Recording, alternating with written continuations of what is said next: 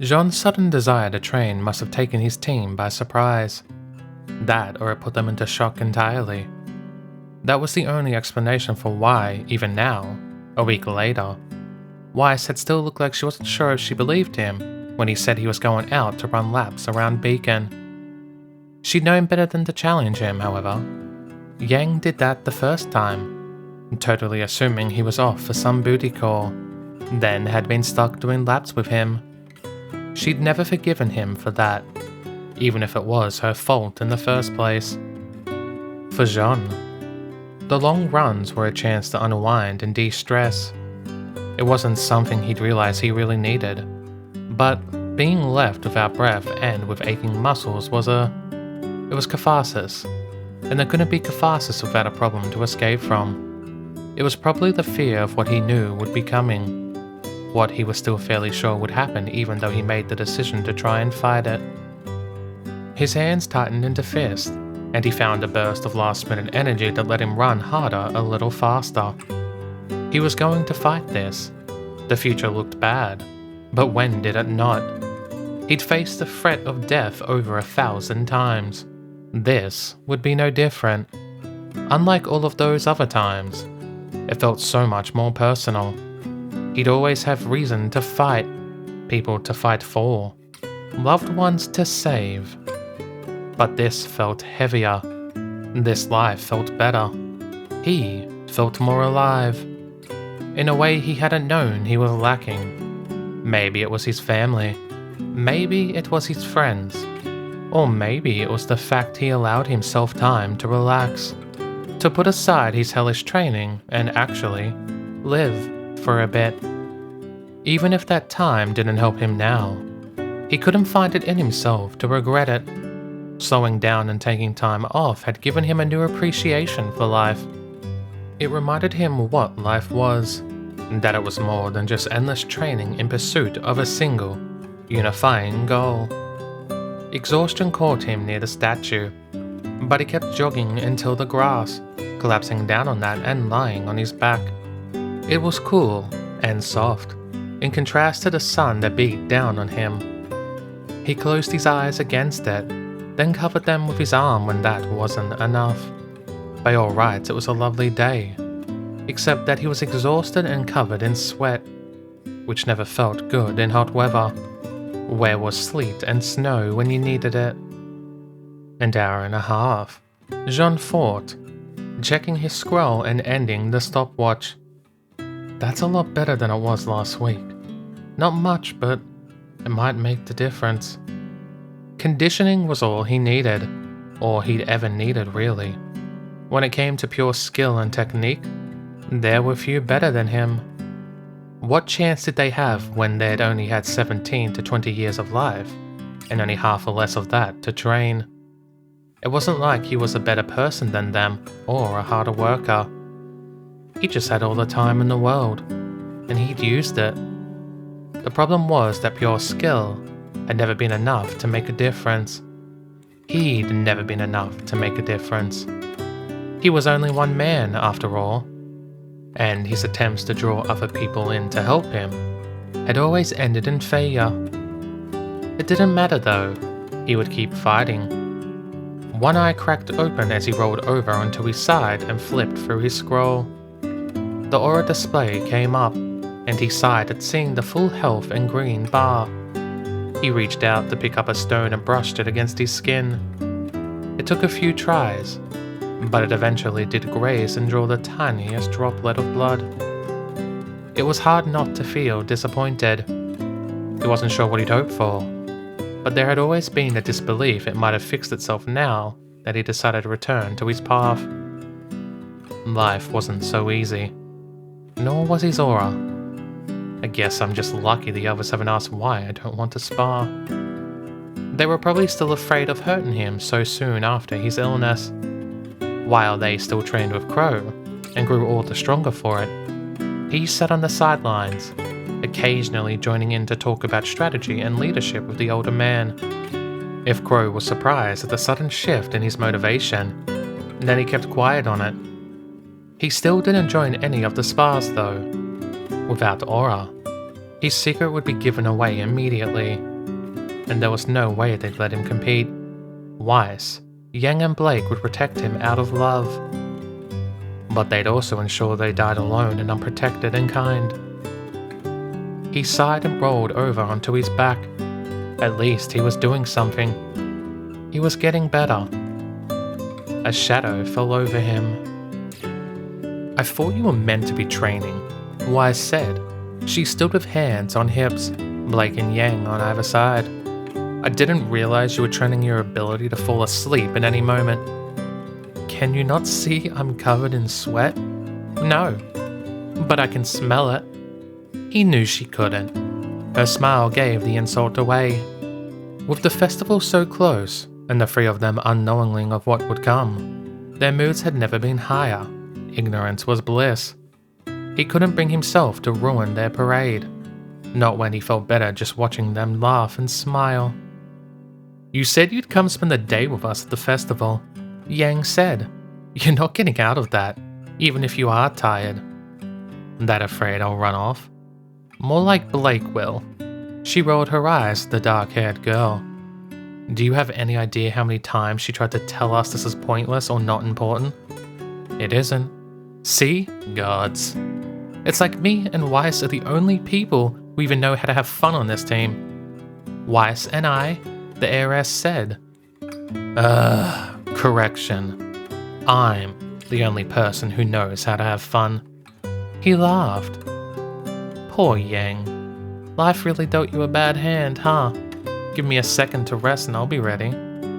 "You have 10, Weiss said, tossing something over him.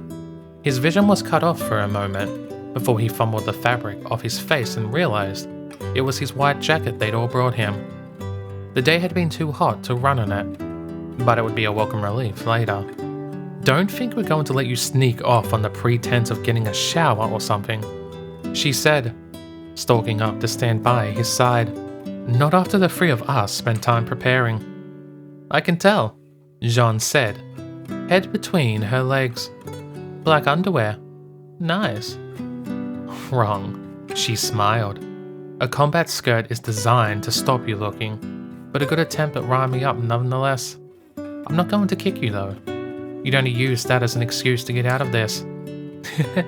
"You know me too well." He laughed, sitting up and then climbing to his feet with her help. He brushed his hair down into a manageable style and pulled the jacket over his shoulders. They were wrong about one thing though. He wouldn't have welched on their deal, even though he decided to try his hardest to make this a successful run. He wasn't stupid enough to injure himself by training too much, or to neglect his team. The Vital Festival itself had already begun, even if the tournament was a day or two off. Back in the past repeats, he only focused on the fights for obvious reasons, and sometimes it felt like the festival was the tournament. The clue was in the name, however. This was a festival. The tournament was one of many attractions. A famous one, sure, and probably the main event. But there were plenty of other things to do. Both Beacon and Amati had been tooled up, and their school had been opened to the public too, so that people could avail themselves of the various trade stands and stalls. Some held games, others food. Overall, it was probably an attempt to close the divide between huntsmen and civilians, to show people that Beacon wasn't some secret society where super soldiers trained, but rather a school like any other. It worked, he supposed. There were certainly a lot of children around, running between stores and generally getting underfoot like kids did. Off in the distance, he could see Ruby looking a little awkward as kids surrounded her, many pointing at her weapon. "Don't interfere," Yang said. "Scroll out and taking pictures. This is gold." "You're a terrible sister," Weiss said. "Winter never did anything like this." "You hope," Jaune added, earning a suddenly worried look from the girl. "I'll have you know, she showed me all sorts of baby pictures of you." "She didn't." He tried to hold his face, but must have failed. Weiss slapped his arm. "Idiot," she muttered. "Maybe she would have if I asked her. I'll make a note to do so the next time we bump into one another." Weiss' returning look said there would be consequences if he tried. She was distracted, however, when Yang pointed to the store and dragged her over. Blake sighed like a moody teenager and followed, while he brought up the rear with an amused grin. "It's a ball toss game," Yang explained. "You need to knock the stack of tins over and then you get a prize." Yang: "Just because I was raised in a high society doesn't mean I'm an idiot," Weiss said. She had one hand on her face as she stood before the rather self-explanatory store. "I know how this works. I also know it's practically impossible to knock them all over with a single ball." The overweight man behind the counter clearly heard her, for he slid over with a smile just a little too plastic. It was the kind of smile any adult had when working with children non-stop. It was a smile which said he was either at the end of his patience, or had already snapped and became a child murderer. Seeing as Jaune could still make out the occasional twitch by his eye, he would go with the former. "Actually, little lady, you get free balls to use," the man said. "Free balls, free attempts, and a prize if you knock them off." "What's the catch?" Weiss asked. "No catching here, little lady, just throwing. Care to test your luck?" "Yeah, go for it," Yang said. "You should try and win Jaune a prize. Isn't that what people at festivals do?" It was a low blow, especially because of Weiss's feelings, and Jaune knew it struck too the moment her eyes flickered over to him. He stepped forward to stop her, but Weiss's money was already out. She slammed a hand down on the counter, giving the 30 or so line required to play. "I don't need luck," she said. "I let skill decide." "Yang," he growled, eyeing his wayward daughter. She giggled and looked as unrepentant as ever. Weiss hefted the free balls in her hand, weighing them as she regarded the stack of cans with a keen gaze. She tested them, tossed one up and caught it again, just to make sure it wasn't unbalanced or suspect in some other way. When she was pleased with it, she launched the ball with an overhead swing. It struck the stack head-on, scattering them in various directions. None remained standing. "There," she said, placing the other two balls back on the counter. "Haha, not bad," the man said. "I still see a few cans on the platform though." He pointed to 2 cans, which had been knocked over but still remained on the wooden shelf itself. "You don't just need to knock them over. You need to knock them down, little lady." "Of course." Jaune rolled his eyes, almost in perfect sync with Weiss. "And here we have the catch," she said. "It's always the same, I suppose. Ironic that people call the SDC morally bankrupt. At least we give people the dust they pay for, and pay the people's wages they ask." If the man felt any anger at that, he knew better than to show it. Jaune caught the man's eyes harden though, and his smile took a smudge edge. "Oh." "I still have 2 shots left," Weiss said, picking up the balls once more and testing them as she did the first. She clearly expected foul play in some way, but launched another ball once she was satisfied with her weapon. It struck true once more. Weiss's skill and concentration enough to hit whatever target she deemed. The can on the right was torn from the shelf with ease, carried off into the curtain behind it where it fell to the floor. "That's 1. "Hell yeah, Weiss cream! 1 remaining," Yang grinned. Not exactly a difficult task. Weiss threw the last ball, which true to the others, struck the remaining can head-on. It rattled and flew into the air, against all odds. It slapped against one of the side panels, hit the roof of the tent, and then fell back down onto the shelf with a dull clank. Momentum spent. Weiss's mouth fell open. "Aw, so close, little lady," the man said. "I really thought you had it with that one. A perfect shot too. Only bad luck it stopped it coming off." Yang snickered. "I don't need luck," she mimicked. "I'll let skill decide." "Yang Xiaolong, I will kill you." Weiss looked humiliated, hands straight at her side. She swallowed and fished in her pocket, doubtless for more line to use. She brought it up and laid it down on the counter. Jaune's hand covered hers. "Would it be okay if I had to go?" he asked. "You want to?" "Sure," he smiled. "Maybe I'll have a little more luck." Weiss nodded and stepped back. She left the line on the counter, however, and gestured for him to take her place. He rolled his eyes as he heard Yang tease something about what it might mean if you won her something. "Looking to win your little lady a prize?" the man asked. "Something like that. 3 balls, right? I need to knock each and every can off the shelf?" "That's right." The balls were thrown over to him. "Here, catch." The balls were tossed his way at once, spreading out in the air. The man clearly intended to embarrass him, but he had no idea who he was dealing with. Jaune caught one in his left, flicked it into the air, then caught another, and then the third in his right. With a cocky smirk, he juggled them for a few seconds, earning a delighted laugh from Yang and a smug smile from Blake. There was nothing quite like knocking someone off their pedestal. He tested the balance of each ball as he juggled them, doing much the same as Weiss and mentally imagining just how hard he'd need to throw it and where. It was the difference between a civilian and a huntsman, he supposed.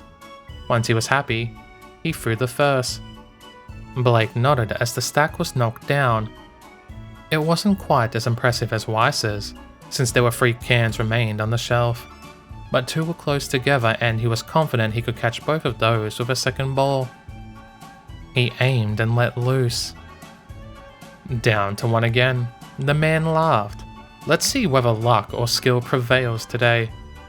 I'm skilled, but when it comes to luck, I'm probably the unluckiest man on Remnant," Jaune said. He eyed the last can. It was the same one Weiss struggled with. However, I don't think it would be an issue. He threw the last ball, and he felt more than heard Weiss's sigh from behind him. It sailed a foot or so above, missing the can entirely. Yang gasped in horror. Blake's eyes narrowed. The ball struck the corner of the tent, bounced off the metallic frame which held it up, and then came back down on the can from behind. The overweight man's smile fell as the can sailed towards the audience. His expression became positively sickly when the can didn't fall to the floor.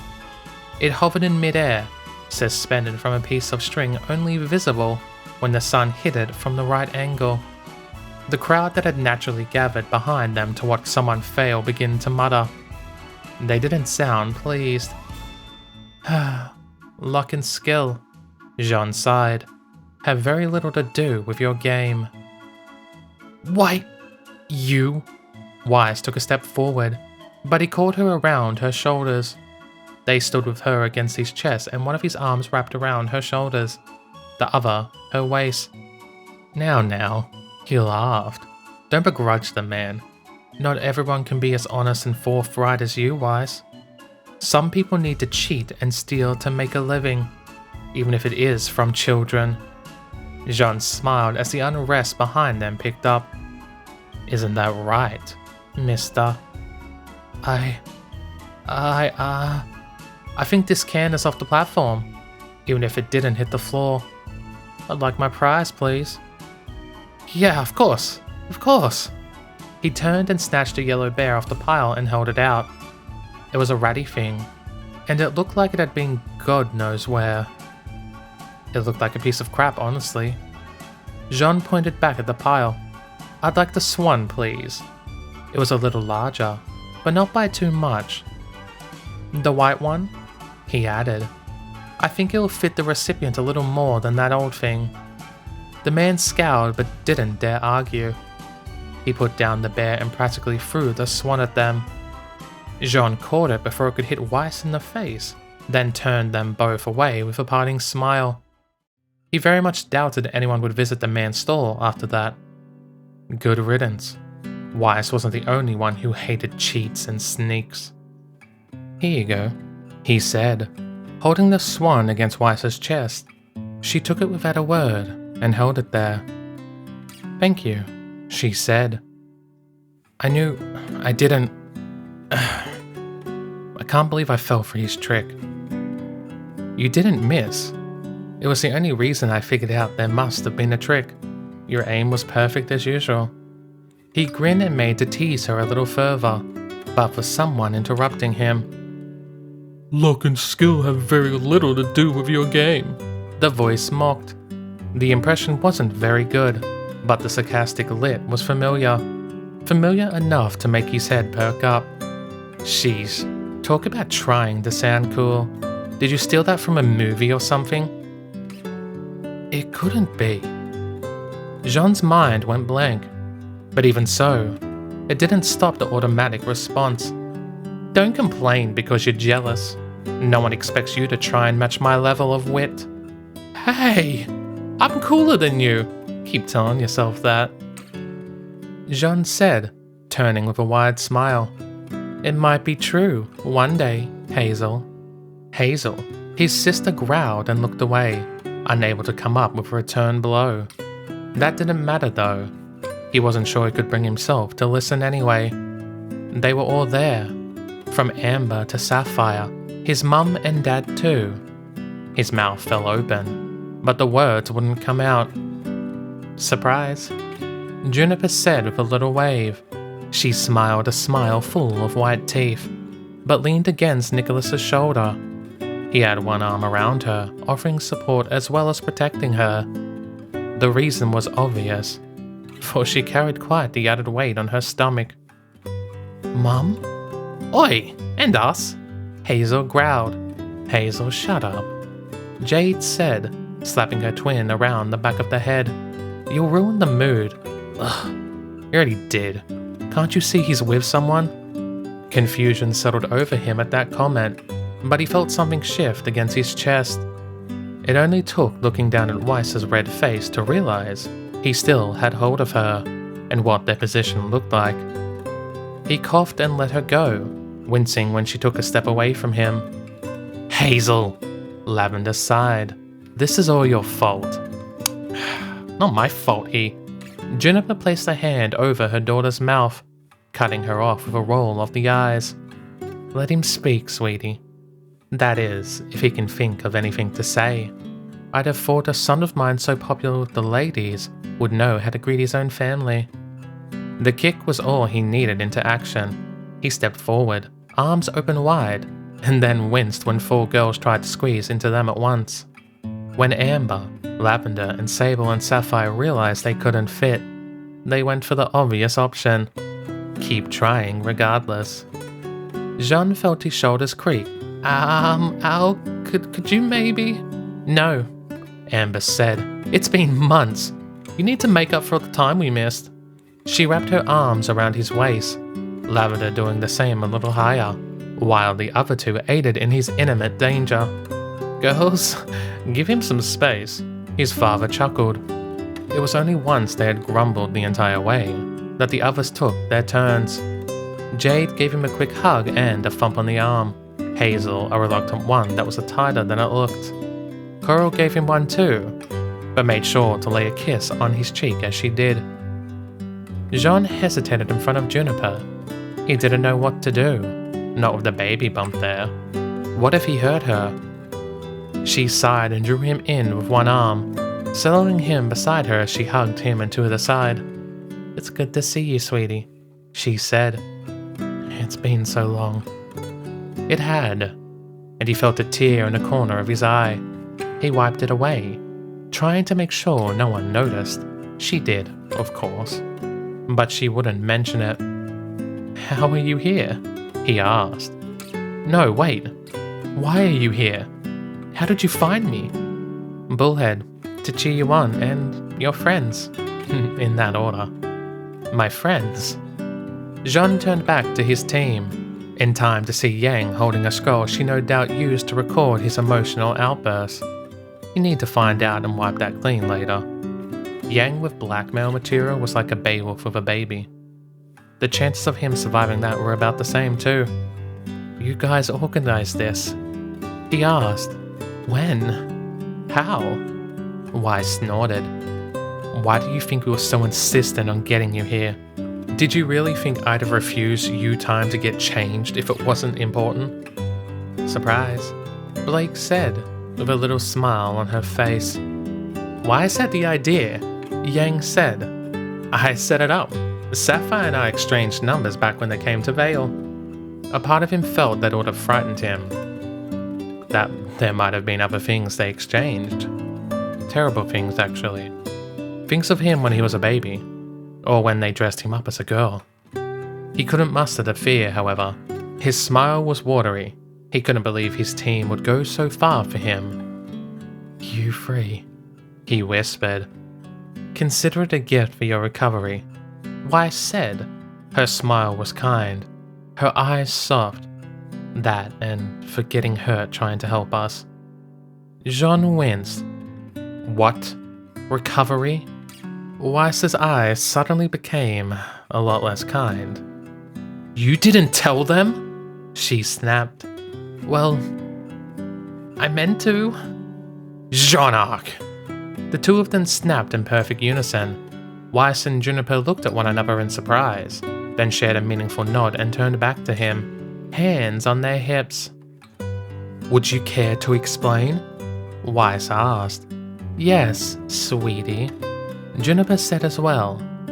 I really think you should. He looked to Yang and Blake, but they shook their heads, expressions disappointed. No help there then. Weiss started to tap one foot, and he knew that his time was up. He swallowed, took a deep breath, and answered, I forgot.